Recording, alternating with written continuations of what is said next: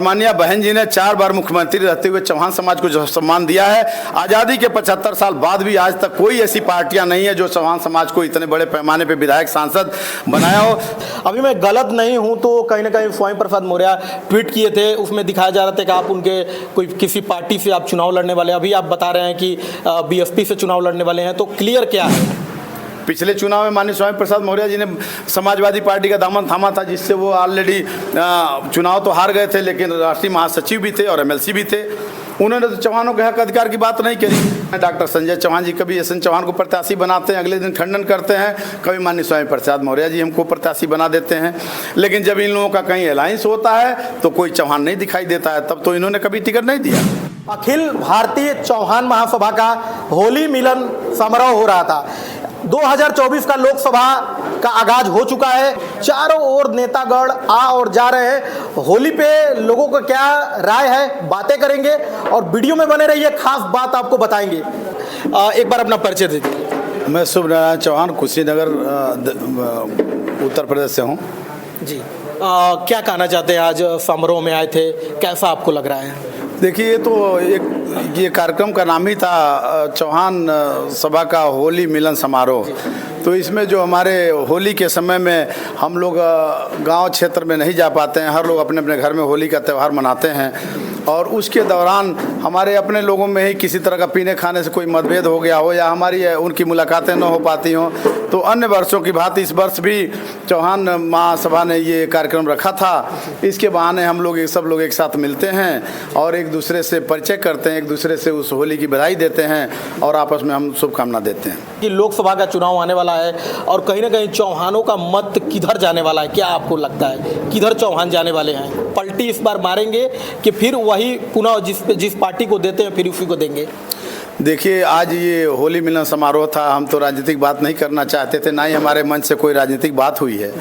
लेकिन अगर आप राजनीति की बात छेड़ते हैं तो मैं कुशीनगर से पडौना जो पार्लियामेंट है 65 लोकसभा क्षेत्र से, वहाँ स्वयं मैं बहुजन समाज पार्टी का प्रत्याशी हूँ और मैं स्वयं वहाँ से लोकसभा चुनाव लड़ रहा हूँ। और यहाँ भी हमारे डॉक्टर रज्जू जी डॉक्टर संजय चौहान जी के सिंबल पे चुनाव लड़ रहे हैं पार्लियामेंट का 66 लोकसभा देवरिया से। और आपको बता दें कि चौहान समाज अब पिछला वो गलती नहीं दोहराएगा जो पूर्व में दोहराता आया है कि किसी का पिछलग्गू हो के उसको वोट दिया और उसने हमको हमारे हक अधिकार से हमारे समाज को वंचित रखा। आज ये समाज जाग चुका है। अब समाज अपना हक अधिकार पाने के लिए एकजुट हुआ है और एक मंच पे आके एक संदेश दिया है कि अब ये जो लोग हमारे वोट को लेके राज करते थे, वोट हमारा राज तुम्हारा नहीं चलेगा, नहीं चलेगा। इसी क्रम में चौहान समाज की अच्छी संख्या हमारे कुशीनगर जनपद में और अच्छी संख्या हमारे देवरिया में है और हमारे वोट से लोग अपनी राजनीतिक रोटी सेकते थे, उनको हमने आगाह किया है कि अब अगर आप हमको हक अधिकार से वंचित रखेंगे, हमारे लोगों को अगर टिकट नहीं देंगे तो आप तो सत्ता में नहीं आएंगे, चाहे कोई आ जाए। अभी मैं गलत नहीं हूं तो कहीं ना कहीं स्वामी प्रसाद मौर्य ट्वीट किए थे, उसमें दिखाया जा रहा था कि आप उनके कोई किसी पार्टी से आप चुनाव लड़ने वाले हैं। अभी आप बता रहे हैं कि बीएसपी से चुनाव लड़ने वाले हैं, तो क्लियर क्या है? देखिए, अभी मैंने पहले आपसे कहा कि ये होली मिलन समारोह था और मैं देवरिया में, ये हमारे डॉक्टर रामनाथ चौहान साहब ने ये आज 3 दिन पहले मुझे व्हाट्सएप किया है कि होली मिलन चौहान सम्मेलन है, इसमें आपको आना है।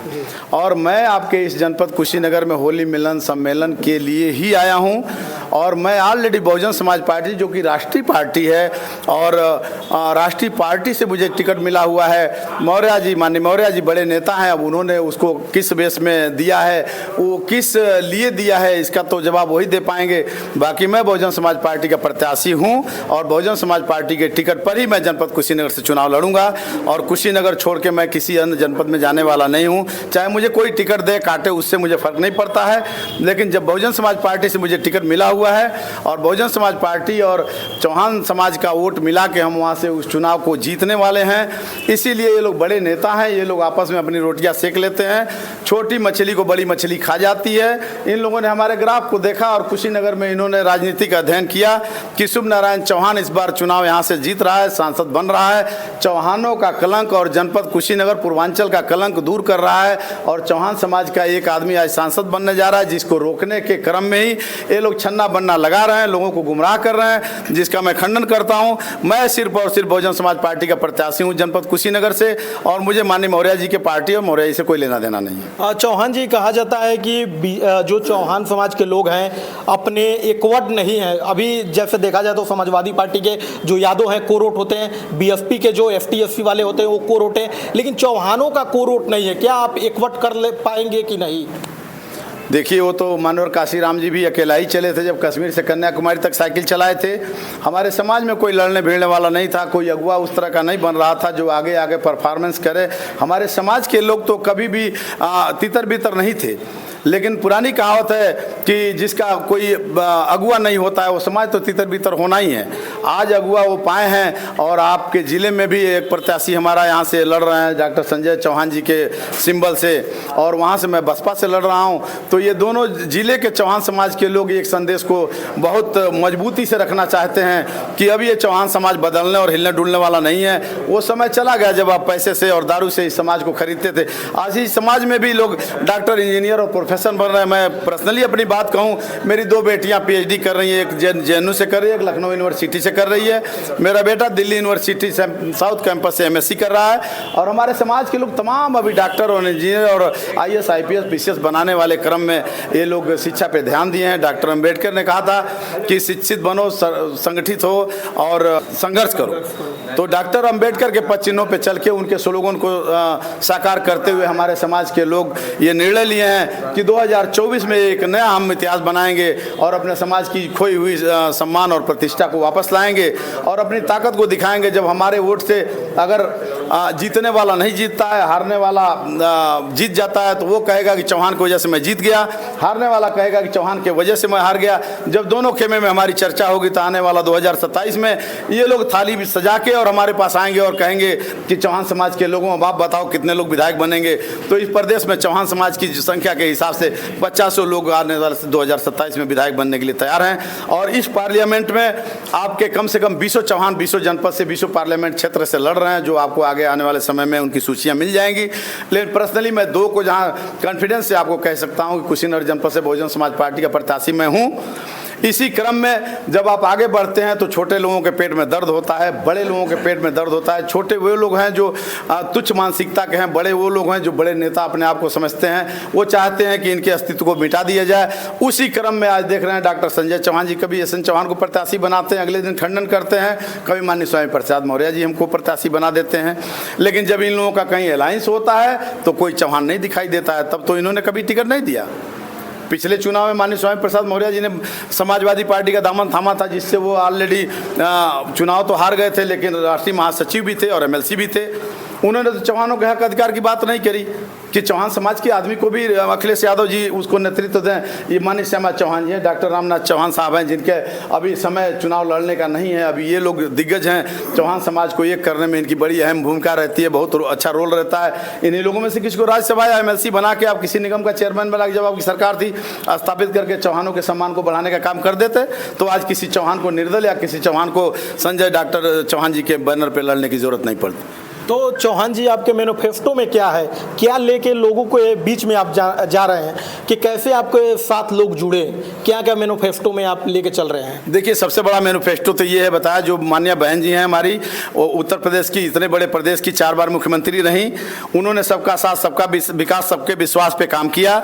और माननीय बहन जी ने 4 बार मुख्यमंत्री रहते हुए चौहान समाज को जो सम्मान दिया है, आज़ादी के 75 साल बाद भी आज तक कोई ऐसी पार्टियां नहीं है जो चौहान समाज को इतने बड़े पैमाने पर विधायक सांसद बनाया हो। सांसद, विधायक, मंत्री बना देना बहुत छोटी बात है, लेकिन इस नोलिया चौहान समाज के बेटे को, दारा चौहान को, जब मान्या बहन जी टिकट देकर सांसद बनाती हैं और सांसद बनाने के बाद वो अपने दल से संसदीय दल का नेता बनाती हैं, और नेता बनाने के बाद जिसमें लालू यादव, मुलायम सिंह यादव और सोनिया गांधी जिस लाइन में बैठते हैं, उस लाइन में अगर इस चौहान समाज, नोनिया चौहान के बेटे को बैठाने का किसी ने काम किया तो बहन कुमारी मायावती जी ने काम किया। हमारे लोगों का जो आज शिक्षा से वंचित किया जा रहा है, ये गवर्नमेंट जो GST लगाई है, आपके शिक्षा पे भी कर दिया, आपके खाने, रोजी रोजगार, हर चीज को प्रबंधित किया है। आप मोदी जी का वो उठा लीजिए 2013 वाला भाषण, आप लोग तो एक मीडिया से हैं, आप लोग स्वतः देखिए कि मोदी जी ने जो कहा था कि मैं 15 लाख रुपया सबके खाते में डाल दूंगा, 2 करोड़ नौकरियां दे दूंगा, महंगाई घटा दूंगा। इन्होंने जब 400 का सिलेंडर था तो रोड पे बैठ जाते थे, और जब ये सिलेंडर आज 1200 का है तो इनको महंगाई नहीं दिखती है।